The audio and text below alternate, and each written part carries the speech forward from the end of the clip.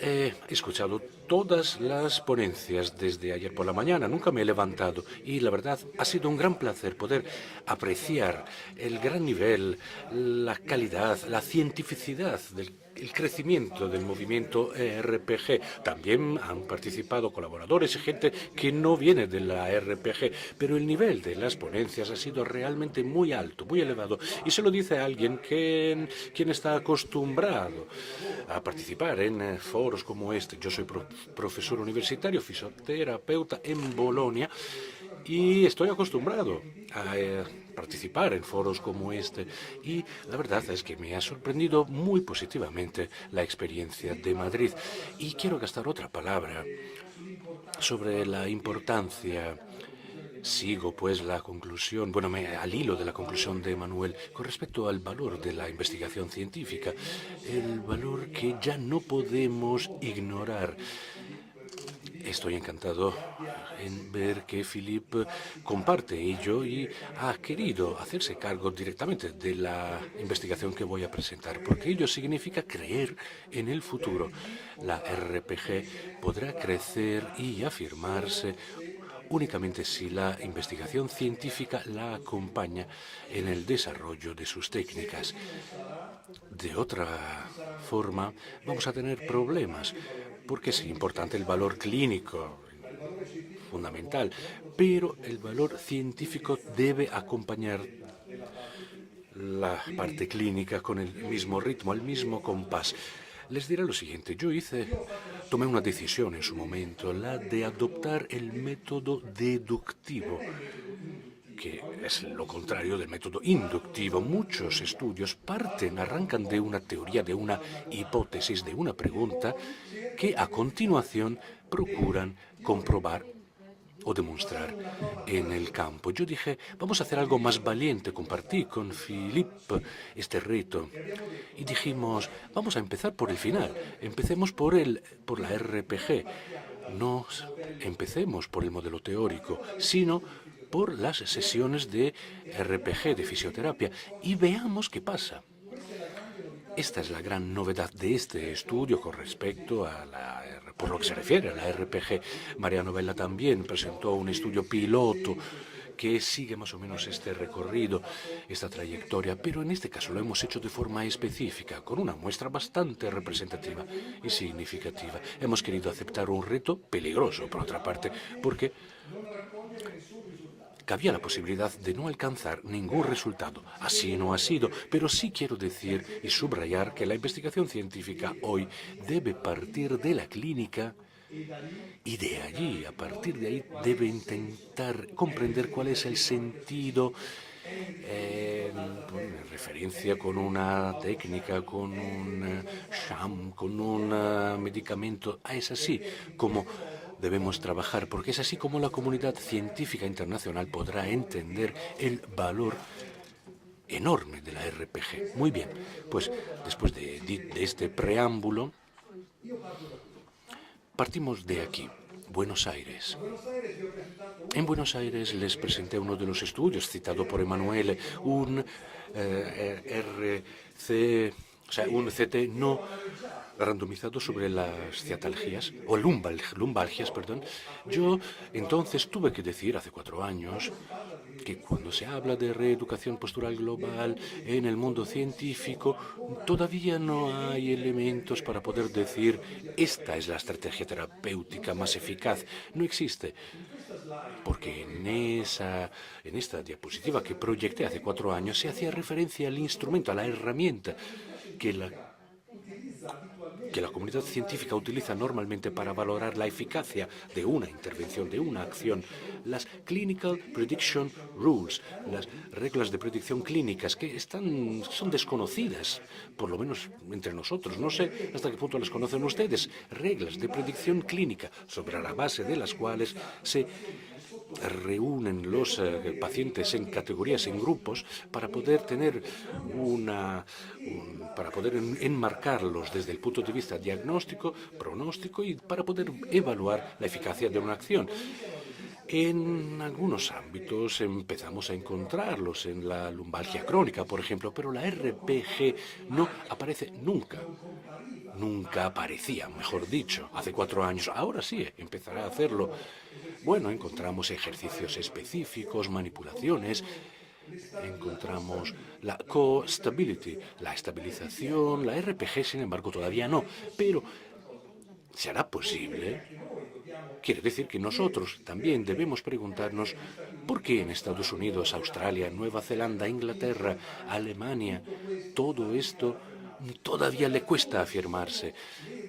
Allá donde hay recursos, Manuel acaba de hablar de resources, allá donde sí las hay y financiación, allá donde la investigación puede dar el salto de calidad, la RPG se lo merece. Merece estar allí. Y mi estudio pretendía dar una contribución justamente en este sentido. Muy bien, yo planteé, o mejor dicho, me imaginé este estudio en Buenos Aires hace 4 años, abril del 2012, Buenos Aires. Y ¿cuándo terminó este estudio? Bueno, pues en mayo de 2016. Ahora, 4 años, 4 años bien gastados. Compensa, valía la pena, porque la publicación se produjo aquí en Physical Therapy, una de las revistas más importantes sobre la rehabilitación, y es un estudio que ha sido aceptado gracias al rigor metodológico y también debido a la validez científica que tiene, que es inexcusable, que es irrefutable. Ha sido aceptada después de 3 meses de control por parte de la revista, y digamos que normalmente tardan bastante más para autorizar un estudio y para publicarlo. Y vamos a ver qué es este estudio, por fin. Bien, es un estudio clínico aleatorio, controlado, que tenía el objetivo de evaluar la eficacia de la RPG con respecto a otro grupo de control que sufrieron, o que recibieron, mejor dicho, terapia manual. Un superiority trial, así lo llaman, porque lo hemos visto, es importante. Muchos estudios se acotejaban un tratamiento RPG con un OSHAM, con alguien que no recibía ninguna terapia, con un grupo de control que no valía para ello. Entonces, surge una pregunta: ¿es la RPG la variable dependiente que ha determinado, que ha desencadenado el cambio? ¿No será el cuidado, la acogida, la forma en que han cuidado a esta gente la que llevó al cambio, a la mejora? Es una pregunta legítima, pero si comparamos el RPG con otra técnica igual de intensa, igual de frecuente, con la misma dedicación, entonces sí, la variable que queremos medir adquiere un significado. El estudio fue aprobado por el Clinical Trials, que es el registro internacional para la revisión de los estudios clínicos, y, por supuesto, fue aprobado por el Comité Ético, que es, digamos, el momento fundamental para poderse publicar cualquier estudio randomizado. La recogida de datos se produjo entre septiembre de 2013 y abril del 14.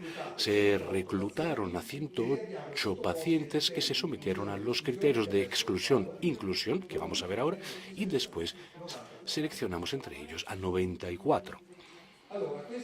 Pues bien, estos son los criterios para la inclusión y la exclusión. Inclusión: cervicalgia crónica específica desde hace por lo menos 3 meses, que fueran adultos y que pudieran hablar y entender el italiano, porque utilizábamos herramientas que preveían, pues eso, la capacidad de hablar, escribir y leer el italiano. Criterios de exclusión: bueno, episodios agudos o subagudos, una causa específica de cervicalgia cardiovascular o lo que fuera, la presencia de marcas o de señales, de signos periféricos, el haber sido objeto de una intervención quirúrgica o una intervención de fisioterapia durante los últimos 6 meses.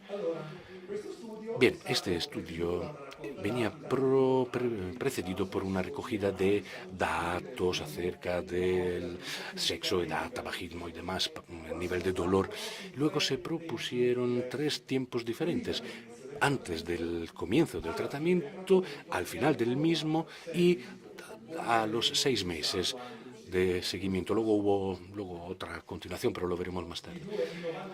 Los 94 pacientes se repartieron casi aleatoriamente en dos grupos de 46, de 47 y 47, y todos los procedimientos aleatorios fueron realizados por personas que no sabían a qué grupo se asignarían los pacientes, de forma totalmente ciega, ¿ves? La RPG y la terapia manual fueron 9 sesiones cada una, de 1 hora cada una. La RPG la hicieron 3 fisio importantes, mientras que la fisioterapia manual 5 fisio expertos también, siguiendo un programa que vamos a ver.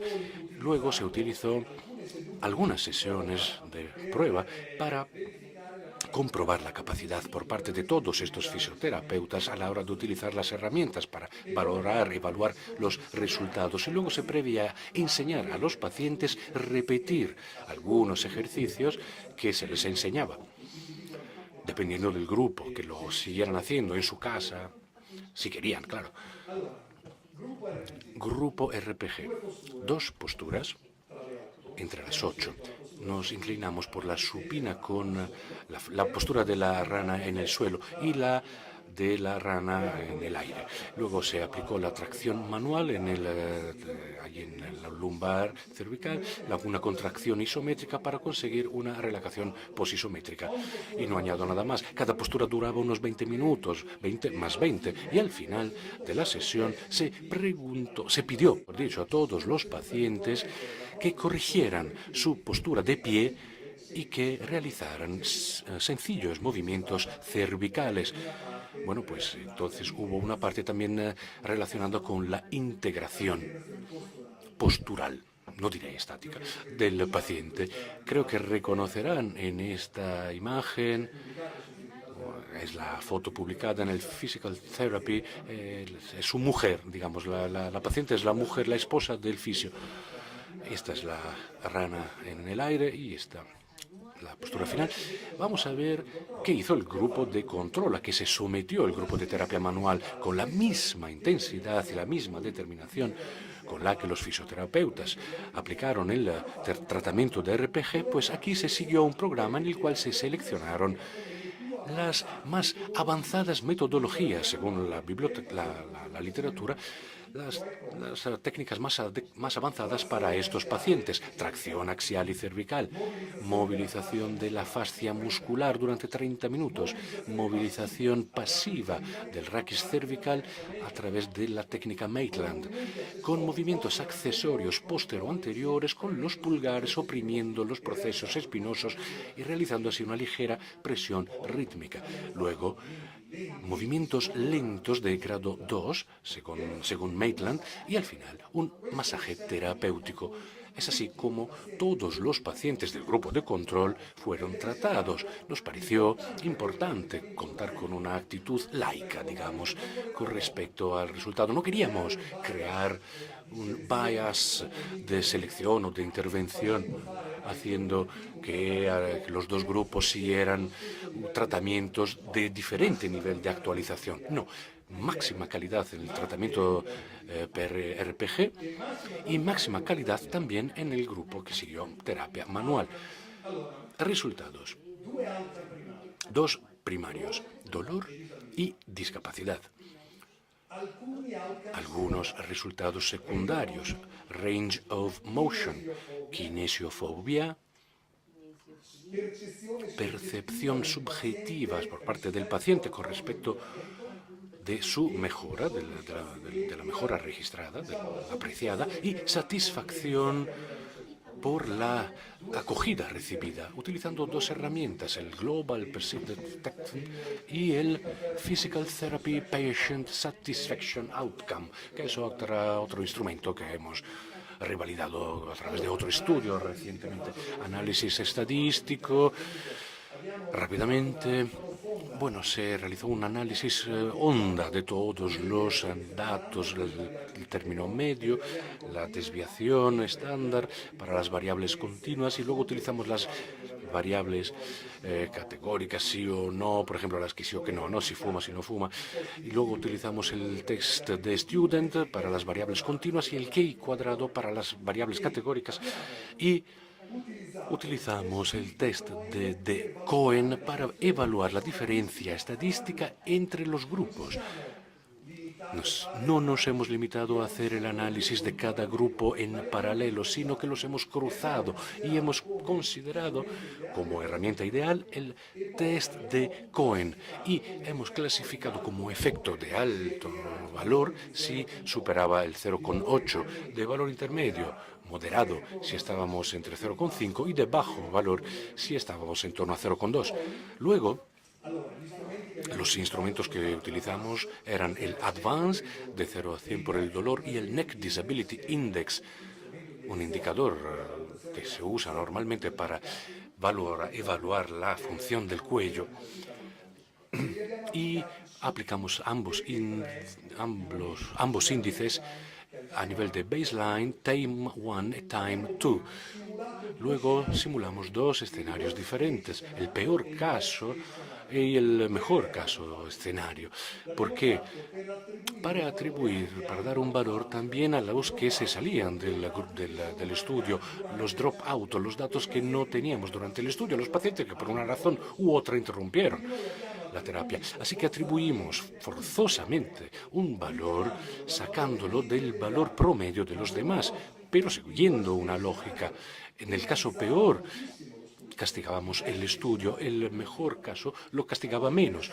Lo importante era ver si, atribuyendo a estas salidas del estudio unos valores que eran peores con respecto al estudio, ello mantenía una diferencia estadísticamente significativa o no. Esta era la intención.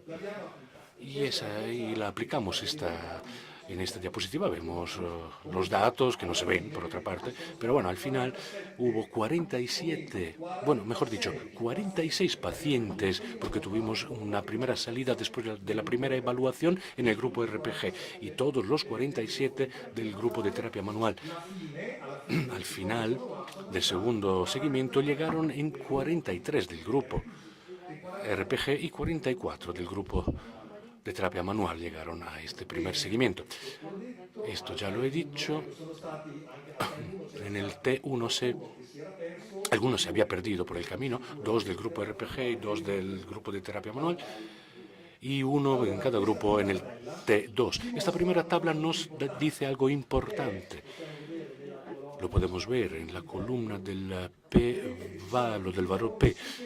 Todos los valores superan 0,05. Significa ello que para todas estas variables, edad, género, casado o no casado, los dos grupos eran homogéneos. De aquí entendemos muy bien a partir de aquí, porque las diferencias, si fueran por debajo de 0,05, significarían que no se deben a la casualidad, sino justamente al factor. El hecho de que sean superiores significa los dos grupos son homogéneos. Véanlo, incluso en todos los resultados son todos homogéneos. TSK2 es otro resultado secundario, se acerca a la diferencia, pero también estadísticamente es no significativo, y esto es muy importante. Resultados, ¿qué es lo más importante? Tuvimos una diferencia al final tanto del T1 como al final del T2 para el dolor y para la discapacidad, los dos resultados fundamentales. Y fue una gran satisfacción para nosotros porque intenten contabilizar, ¿qué quiere decir? Que 94 pacientes se han sometido a cada uno a 9 sesiones y vean cuántas sesiones de cada una de 1 hora se han realizado. Este número se deberá multiplicar por 2, porque el estudio siguió adelante y tuvo una segunda fase. Una repetición. Tuvimos significatividad estadística para los dos resultados fundamentales. Luego alguna mejora también en algunos aspectos secundarios. Por ejemplo, en la TSK global en T2. No la puedo explicar ahora, pero es la relativa a las actividades laborales, el miedo, pues, de sufrir dolor mientras uno está trabajando. Una cosa muy interesante es esta. Tuvimos una diferencia estadísticamente significativa a nivel de range of motion, la flexión, la extensión y la flexión lateral. Y sobre esto voy a decir algo. Porque hemos visto que haciendo RPG tenemos un incremento de ROM, Range of Motion. Yo, la verdad, no me lo esperaba, no creí que se produciría ello. Tenía fe en la reducción del dolor y de la discapacidad, pero, vamos, no hubiese apostado un duro por el incremento del ROM y me sorprendió la realidad. Bueno, necesitaríamos una hora para entrar en los detalles de esta tabla, pero la diferencia entre grupos la vemos aquí.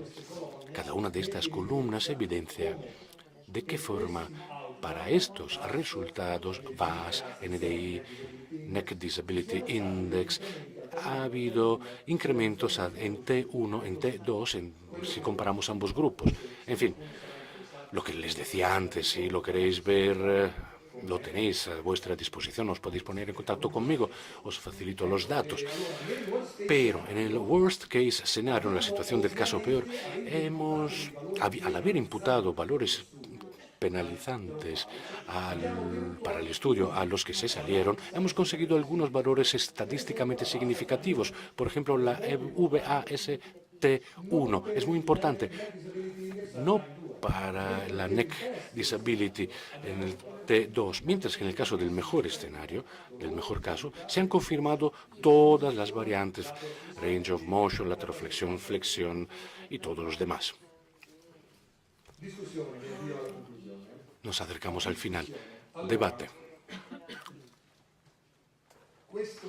Este estudio demuestra que un ciclo de tratamiento en pacientes con cervicalgia crónica específica, tratamiento basado en la RPG, es más eficaz con respecto a un ciclo de tratamiento basado en la terapia manual.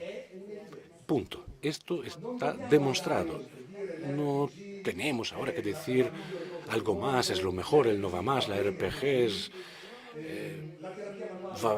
la terapia manual no sirve. No faltaba más. No, lo único que demuestra este estudio es que la RPG es más eficaz que la terapia manual a la hora de tratar las cervicales crónicas específicas, sin especificidad, después de un estudio, digamos, con 9 sesiones de 1 hora cada una. Y no es moco de pavo, es un dato muy importante. Un último comentario sobre esto. Intentamos interpretar por qué el paciente que ha pasado por la RPG ha mejorado a nivel de flexo-extensión del cuello. Una hipótesis puede ser esta. Puede ser que los músculos profundos de los pacientes cervicálgicos, rígidos, estáticos, retraídos, que reciben el apoyo, la compensación, mejor dicho, por parte de la actividad de los músculos superficiales, gracias a la RPG se alargan, se elongan, crean una armonización, una normalización que les devuelve fuerza y ello quita el freno que de otra forma suponía esta contracción que era el valor que limitaba la flexión, justamente. Esta es nuestra hipótesis. Es posible que gracias a este trabajo se pueda seguir adelante, incluso a través de resultados más específicos, un TAC, por ejemplo, una electromiografía.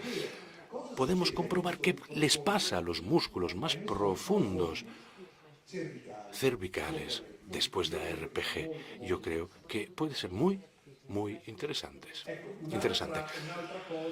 Otra cosa que podría resultar interesante es cotejar un grupo de pacientes sometido a un ciclo de RPG y un grupo de pacientes en los que la patología sigue evolucionando normalmente, una randomización de este tipo, con respecto, pues eso, a gente que no recibe tratamiento, pero es opinable desde el punto de vista ético, cuestionable, por lo menos porque no puedes dejar a un paciente sin tratamiento para ver cómo reacciona, y además padece de todas las limitaciones a las que aludía Emanuele. En todo caso, un paciente recibe un tratamiento cual fuera, pues cambia las cosas. Es importante. Y conclusión. importante. El resultado conseguido quedaba confirmado 6 meses después, y 6 meses ya empieza a ser un lapso de tiempo que te permite entender hasta qué punto vale la pena. Chitov ayer lo dijo.